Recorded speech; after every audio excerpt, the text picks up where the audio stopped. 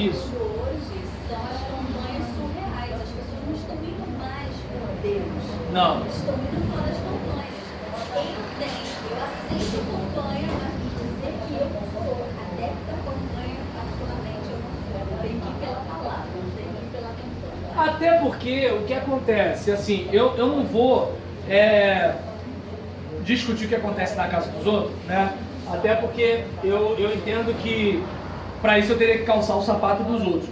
O problema que eu observo é que é o seguinte: a maioria das pessoas, elas não estão indo, né, por amor a Deus, mas estão indo o seguinte: olha, eu quero usar Deus, entendeu? E a igreja virou praticamente um estabelecimento comercial. No restaurante, Jesus é o garçom. E detalhe, e até mesmo as igrejas mais tradicionais, né? Então a gente tem, por exemplo, igrejas como da denominação presbiteriana, batista, Assembleia de Deus, metodista, congregacional e tudo, em que muitas vezes não tem aquela coisa neopentecostal, né? Do sal, do manto, disso, da marcha, não sei o que, não tem esse negócio, mas tem aquela ideia assim de a igreja tem que resolver, a igreja tem que fazer, a igreja tem que não sei o que, o pastor tem que não sei o que lá. Não tem aquela coisa do tipo, peraí, nós somos a igreja, e a igreja é o que seus membros são, ela faz o que seus membros fazem, e ela tem o que seus membros doam. Ou seja, não dê nada, a igreja não tem nada. Você não faz nada, a igreja não faz nada. Ou seja, você é um cara carnal e os outros são carnais, a igreja é carnal. Simples assim. Ou seja, quer melhorar a igreja? Melhore-se como membro. Mas como o indivíduo ele pensa como cliente, ele quer uma igreja onde todo mundo seja amoroso. Ele é egoísta. Ele quer uma igreja onde todo mundo visita. Ele não visita ninguém. Ele quer uma igreja onde o pastor sempre diga: você vai conseguir, e nunca toma vergonha na cara. Entende? Então o que acontece? Ele quer ser agradado. Aí complica. E deu para perceber assim? Porque quando a gente fala de igreja como comércio, é muito comum as pessoas pensarem em igreja neopentecostal. Só que assim, eu não sei se dá para perceber que no contexto tradicional, seja das igrejas pentecostais ou das igrejas que não são pentecostais, a mentalidade de cliente tomou conta. Tomou conta. Todo mundo quer ser atendido. E aí complica. Por quê? Porque a igreja é lugar de servos. Se todo mundo quer ser atendido e ninguém atende, ninguém é atendido. Ó, gente, para mim é uma questão de raciocínio. Entende? Não precisa saber nada de matemática para isso. Entende? É simples. Se eu quero estar numa igreja que me atenda, eu preciso ser uma pessoa que atende. É simples isso, né? É tique nervoso, tu tá pensando, agora é pergunta minha, vai falar. Não, sabe o que acontece? Pois não, Paulo César Eu Telé. gosto muito, eu não sou muito de microfone não, eu sou muito assim, sabe, fisicamente. Rosane, me dá um pouco d'água, por gentileza. Eu sou assim muito de pegar folheto e conversar com a pessoa assim, né, pouco. Aham. Eu sou muito disso, certo?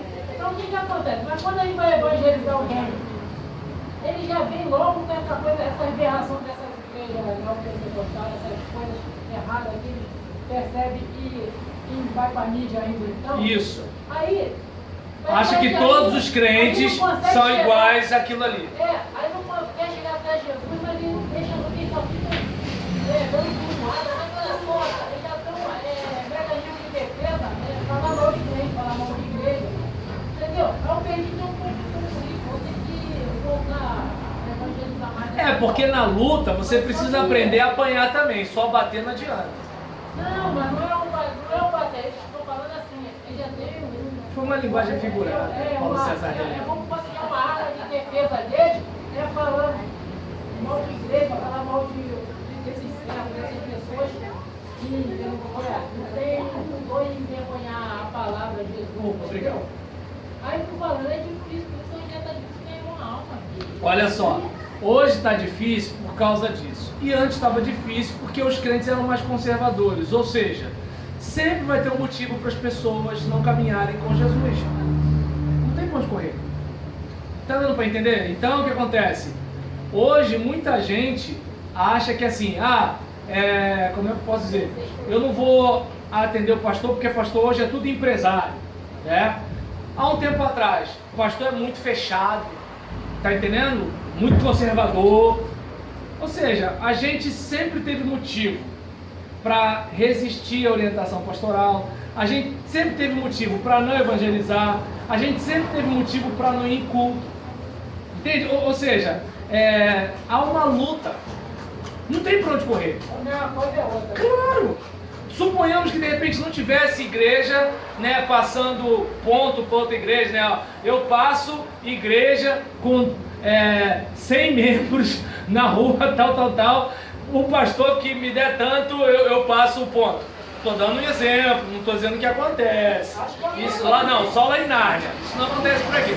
Então, digamos, suponhamos que tenha esse tipo de situação. Tá, mas todo pastor faz isso? Não. Toda igreja é assim? Não. E desculpa, se a gente pegar esse raciocínio, então tá legal. Todo policial é corrupto, todo político é ladrão, todo médico é negligente, né, no hospital público. Se a gente for pegar todo funcionário público não atende os outros direito. Se a gente tá entendendo, se a gente for pegar esse raciocínio, a gente assim vai ser preconceituoso com um monte de gente. Não sei se vocês lembram do dia que eu falei aqui que assim, existe aquele homossexual que tem aquela vida com o seu parceiro sem traição, e tem heterossexual que trai, né, o seu cônjuge com tudo quanto é gente. E aí? Então você tem que ter cuidado, né? Por quê? Porque às vezes você pode estar discriminando uma pessoa por causa de algo que está na sua cabeça. Agora, se você tiver um pouquinho de bom senso, você vai ver que assim, você não pode botar todo mundo no mesmo contexto. E entende? O problema é que é o seguinte, a pessoa, diz o ditado, quem quer dá um jeito, quem não quer dá desculpa. Porque mesmo nas igrejas neopentecostais, tem muita gente com vida transformada. Tem muita gente com vida transformada. Não gosta de igreja que grita, vai para uma igreja que não grita. Não gosta de igreja que dá muito dinheiro, vai para uma igreja que tu pode dar R$2 de oferta.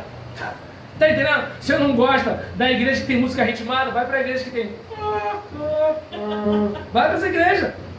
Gente, tá dando para entender? Quer ir para a igreja de bermuda? Vai para a igreja que tem em litoral aí, vai com camisetinha de surfista, vai para lá. Quer ir? Não, eu quero igreja séria. Vai para uma igreja que todo mundo só anda de terno e gravata. Tá dando para perceber? Tem igreja que faz bloco de carnaval, tem igreja que faz retiro de carnaval, tem igreja que não tem culto, nem retiro dia de carnaval. Então, ou seja, tá aí, ó. Você não vai ter explicação para dizer o seguinte: não me entreguei a Cristo. Depois que se entregar, aí sim você vai perceber que de noite todos os gatos são pardos. Não, peraí, não vou ficar aqui, vou para tal lugar, estou percebendo que não tem substância isso aqui. Vai chegar uma hora que você vai sair da emergência e vai procurar um ambulatório. Agora, Deus está vendo o quê? Aquela atitude do tipo, preciso de salvação. E o camarada que quer viver no erro, ele sabe. Por que o pessoal critica o crente?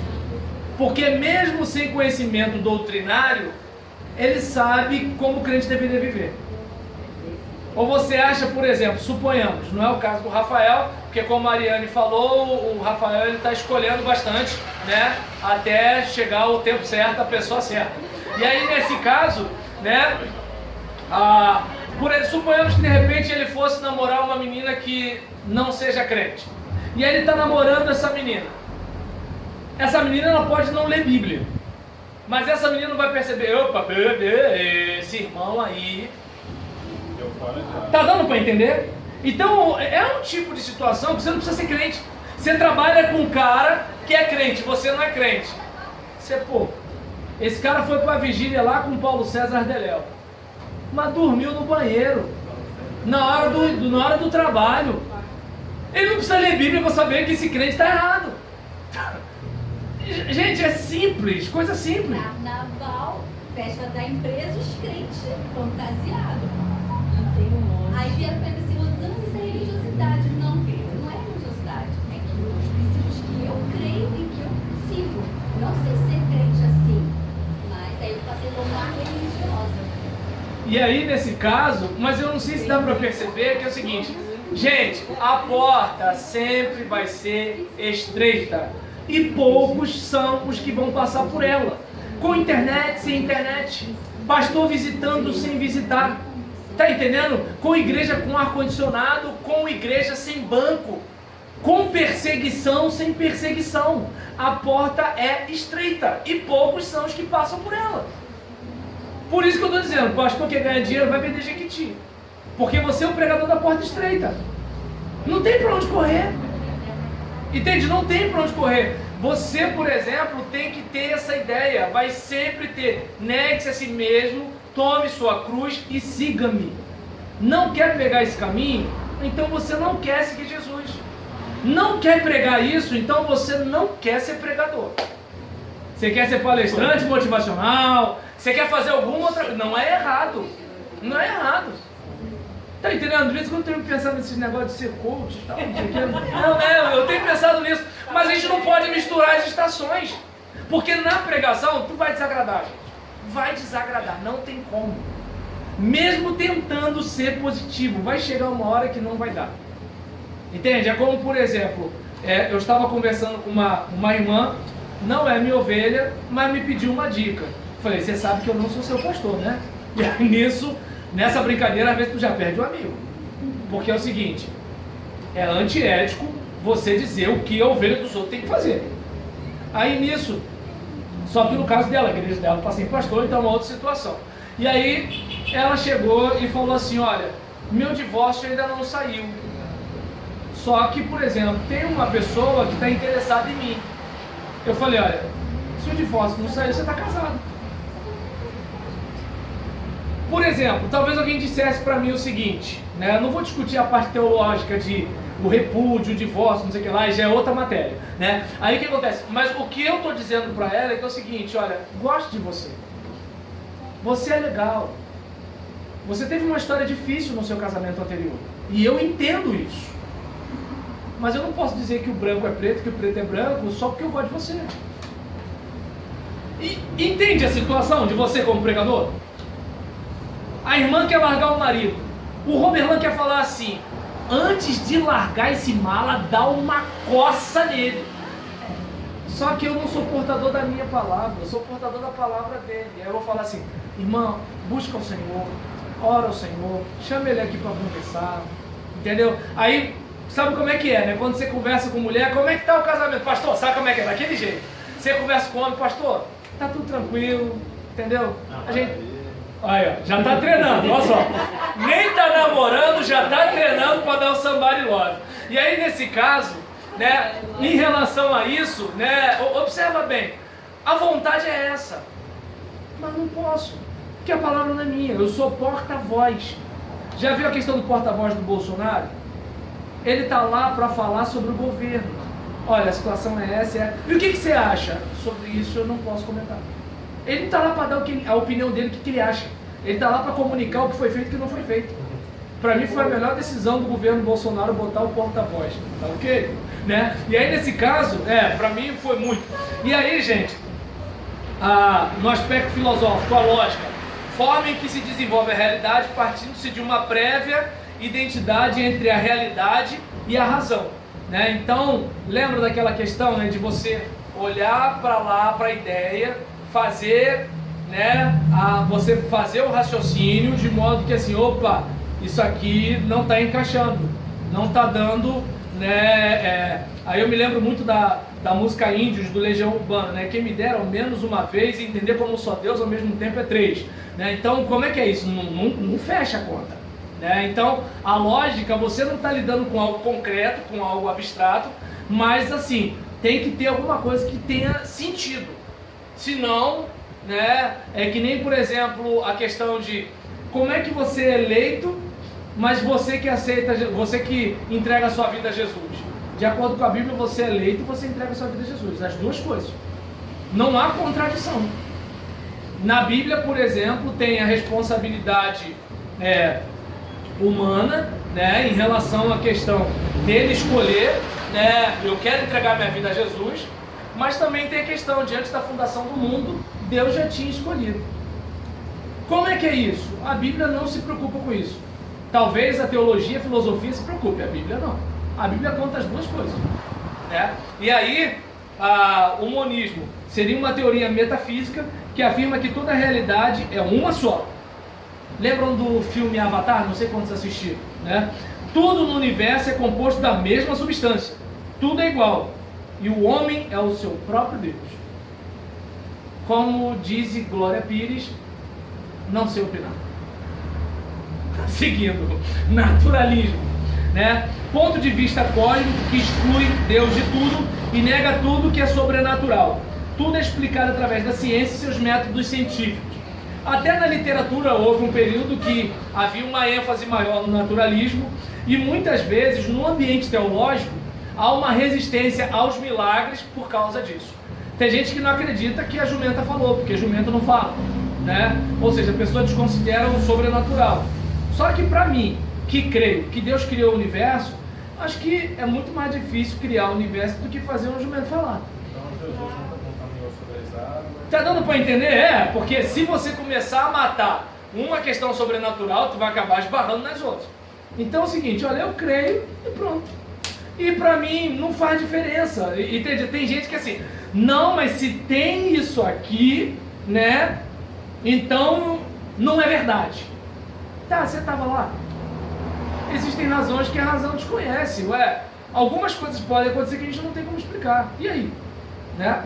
E aí, platonismo, né, a filosofia idealista de Platão, ele idealizava uma harmoniosa união entre o espírito, alma e corpo, que são somente cópias de ideias abstratas e somente possuem seu significado se é apreendido através de uma contemplação mística, um êxtase da alma. A matéria é má. Olha a influência, né, em relação à questão do gnosticismo depois. Então aquela ideia, né, de que assim, existe o mundo das ideias e o mundo das sombras.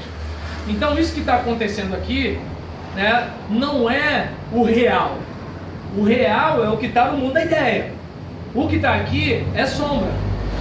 Não sei quantos aqui já leram Matrix, é perfeito. Eu gosto também de MIB, eu acho que explica legal. Mas Homens de Preto, em que você, por exemplo, pensa que está numa realidade, mas você está numa outra realidade, né? Então foi assim que eu falei sobre o mito da caverna quando eu era professor de adolescente. Eu falei, ó, hoje vai dar o Homens de Preto à tarde, vocês assistem, 5 horas tem uma reunião com vocês. Aí eu imagino os pais, né? Esse professor tá perdido, né? Mas Deus conhece meu coração e sabia o que eu queria falar. E aí nesse caso, porque eu ia falar sobre essa questão da realidade e da carta aos Efésios, falando sobre estarmos assentados em Cristo. Ou seja, nós estamos aqui, mas nós não estamos aqui. Nós estamos aqui, mas nós estamos reinando com Jesus. Por exemplo, Jesus está assentado. E a Bíblia diz que nós estamos assentados juntamente com Ele. Ou seja, para Deus, a gente já venceu. Para Deus não tem um negócio de assim, Deus não está preso ao tempo. Por isso que nós somos mais do que vencedores. Porque nós antes de correr, ou correndo, já ganhamos. É que como nós estamos dentro do tempo, nós temos a seguinte evidência, a perseverança. É só a perseverança que pode mostrar. A gente não tem outra coisa, né?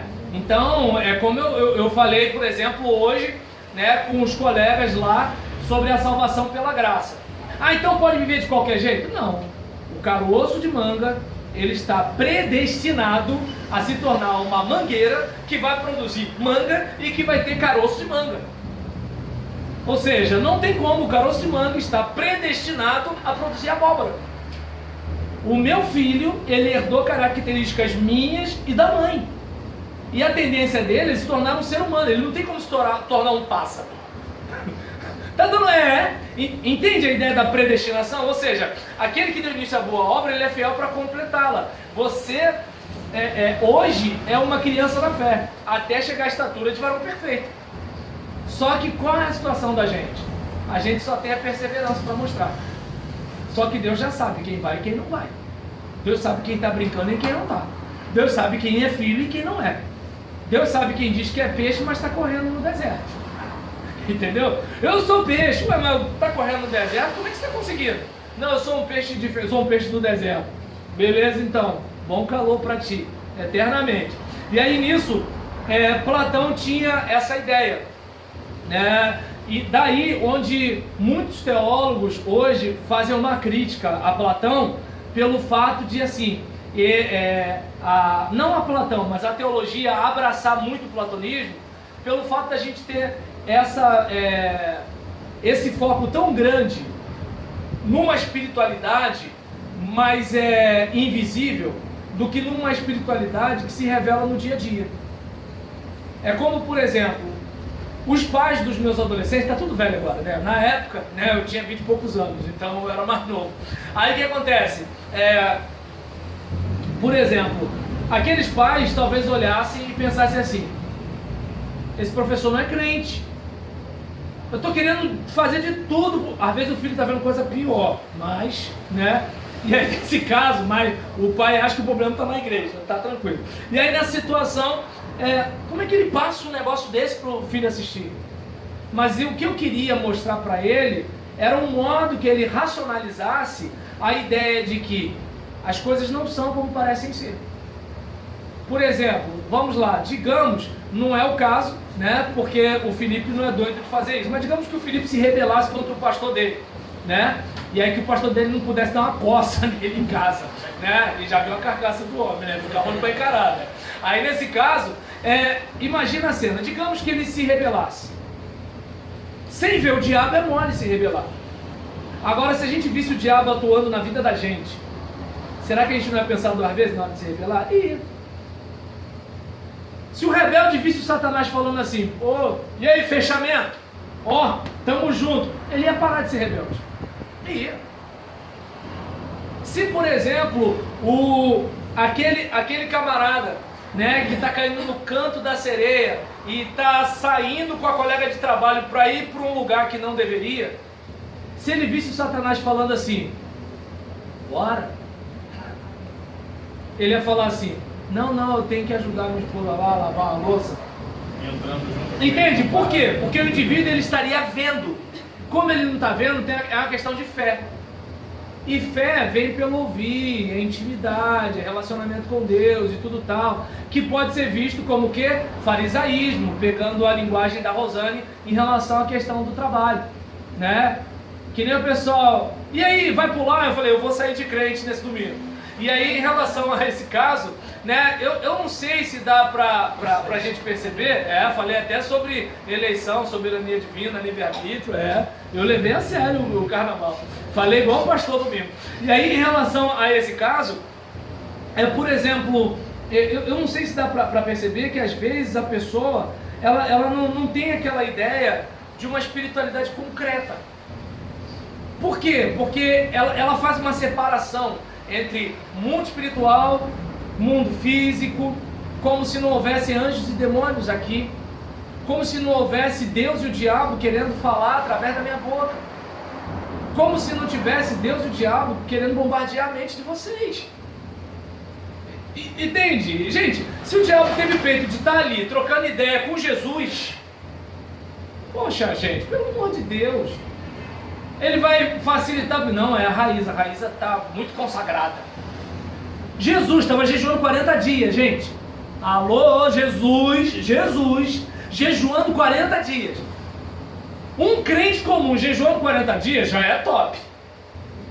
Jesus sem jejuar já é top. Jesus jejuando 40 dias.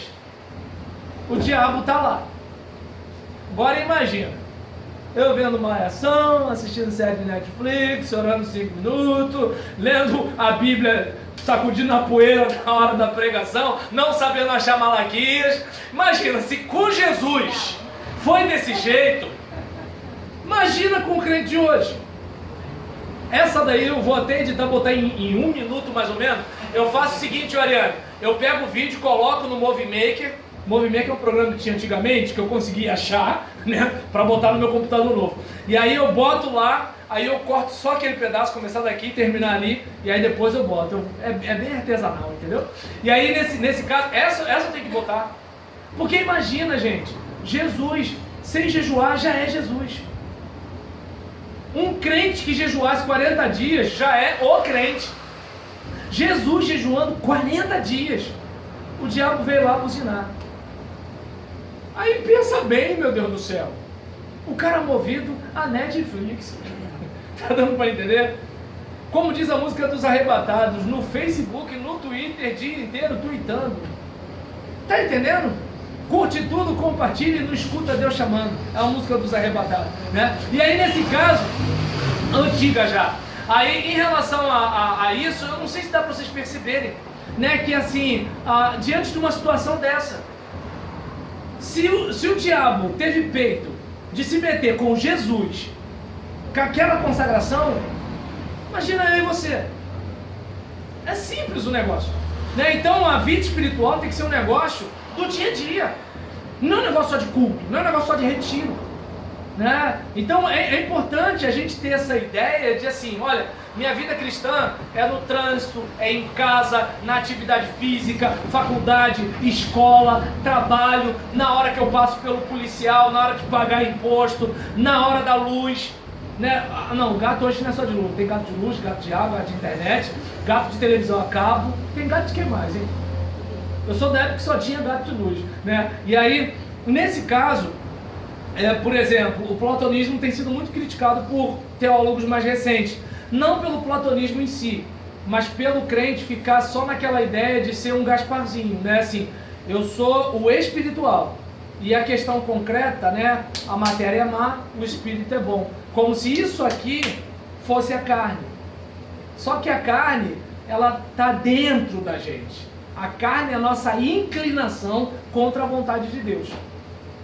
Por exemplo, uma pessoa, se você pegar a carta aos Gálatas, você vai perceber que tinha um pessoal que era super religioso, mas estava tão perdido quanto os super libertinos. Não tem para onde correr, né? É a graça de Deus, mas a graça de Deus não é para dar, é para dar liberdade, mas não uma liberdade para dar ocasião à carne, né? É diferente. E aí tem a teosofia, que significa ciência de Deus. Esse termo se aplica a filosofias antigas e modernas que professam alcançar o conhecimento de Deus pelo êxtase espiritual, pela intuição ou relações espirituais especiais. Aí nesse caso, né, já é uma questão mais relacionada a grupo religioso. Você pode pesquisar isso com um pouquinho mais de cuidado depois. E aí, em relação à questão do ponto de vista religioso, tem o deísmo, né, que ensina que o universo foi criado por Deus, mas em seguida o entregou ao controle de leis e forças naturais criados e estabelecidos para essa finalidade, não interferindo mais em seu funcionamento. Ou seja, Deus criou o mundo, mas agora tudo existe naturalmente. Ele não interfere mais. A dialética, que seria a arte, né, de raciocinar com discussão, diálogo, argumentação sagaz e sutil, é a maneira de filosofar que prova a verdade, encontra uma solução por meio de oposição de ideias. Você tem uma tese, tem uma antítese e depois você tem a síntese a partir do que aconteceu. Parafraseando a história de Jó. Jó era aquele camarada religioso, você faz tudo certo, vai dar tudo certo na sua vida. Só que a realidade mostra que não é bem assim. E no final, tudo bem ou tudo mal, eu confio em Deus, mesmo sem entender nada. E aí, ponto de vista religioso, né, tem o aspecto filosófico, né, do existencialismo, que é uma filosofia que chama as pessoas a se colocarem individual e incondicionalmente ao lado da verdade, até esta transformar a sua existência. O existencialismo não aceita a queda do homem como um fato histórico, né? Então aquela ideia de que assim, o homem é que produz o seu próprio sentido. O humanismo, lembra? Pelágio, humanismo, renascimento, né? Meu questionamento em relação ao texto da Dodge, enfatiza o homem, suas habilidades, seu potencial e acredita na evolução orgânica. O humanista não aceita o sobrenatural porque isso limita o homem e o faz sujeito ou dependente de poderes fora de si, em que, por exemplo, você pode ficar preocupado. Quem garante que é Deus mesmo e não é o Papa? Quem garante que é Deus mesmo e não é o pastor? Quem garante que é Deus mesmo não são os escritores dos textos sagrados? Quem garante que é Deus mesmo né? E eu não posso investigar, questionar e coisas do tipo. Então isso, de certa forma, tem mexido com a religiosidade atual. O Iluminismo, que foi um movimento surgido na França que defendia o domínio da razão sobre a visão religiosa teocêntrica que dominava a Europa desde a Idade Média. Por isso que a Idade Média é chamada de Idade das Trevas, porque é uma época em que praticamente tudo é conduzido pela religião. E se você é contra a religião, se você é mulher, possivelmente você é uma bruxa e vai morrer queimado, não tem pra onde correr, né? E quem decide se você é bruxa? O religioso, tu tá lascado. E aí nesse caso, o iluminismo não, vamos buscar pela razão o negócio. O problema é que é o seguinte, lembra, o coração do homem é enganoso e perverso.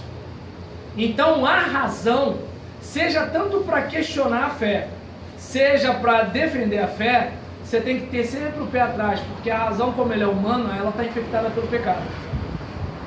Então a gente tem que estar atento a isso, né?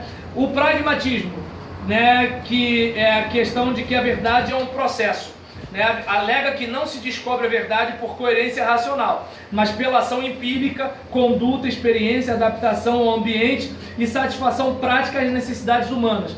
Lembra quando eu falei do empirismo e falei da igreja, os 10 mil membros, né? O pastor endinheirado, aquela ideia de assim, Deus está abençoando. Quando, por exemplo, Jeremias seria visto um derrotado nos dias de hoje, José do Egito teria encosto, né? Até o momento, né, que ele teve, né, a experiência poderosa e aí ele prosperou, aí ele virou espiritual, entendeu? Mas, de acordo com o discurso que a gente escuta aí, mas é melhor não falar porque isso dá processo hoje em dia, né? Reencarnação, que é a doutrina filosófica de várias religiões orientais, ensina que o espírito do ser humano, liberto do corpo pela morte, volta numa outra forma corpórea para uma nova existência. Dependerá do karma para saber se a reencarnação será de uma forma melhor ou pior. E há aqueles que entendem a questão de você voltar como gente e aqueles que entendem que você pode vir como bicho. E a gente está na tal da roda, né, em que assim você vai, volta, paga pelo que você fez anterior, embora você não lembre do que aconteceu anterior. Você paga mesmo sem lembrar e tal, e assim por diante.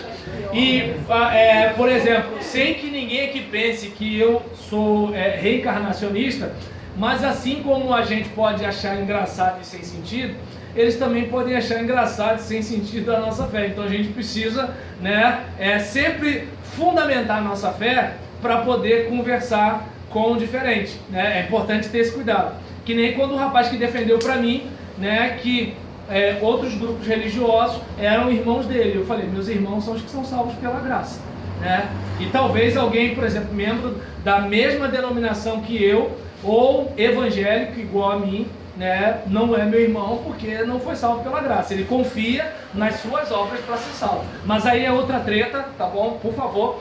Então aí a gente tem o sincretismo, né, que é a conciliação